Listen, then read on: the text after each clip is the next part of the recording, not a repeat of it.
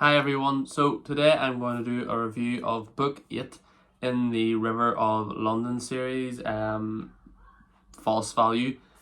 This one really felt like a weird book to me as the first seven books in this amazing series, in my opinion, came to quite a good conclusion or a good finish to the arc. And when I found out that there was an eighth book, but it was kind of its own story, I felt a bit weird about it.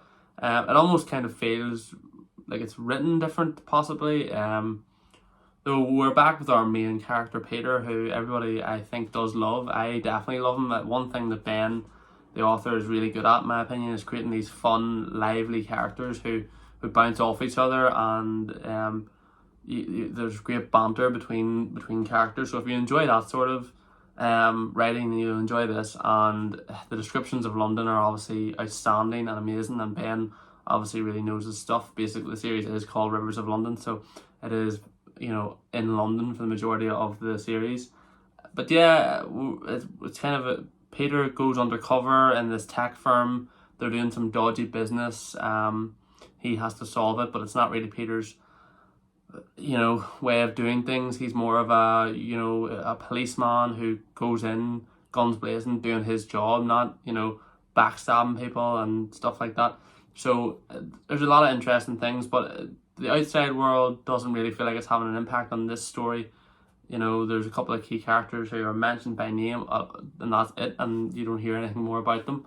Though I do know there's a book 9 after this, so I'm assuming it gets back to the main story. The end of the book does feel more open, and it does kind of have loose ends that haven't been tied up that obviously leave it open for book 9. But the start of the story kind of felt a bit weird and stuff. I'll give it a 6.5 out of 10. It's not my favourite Rivers of London novel.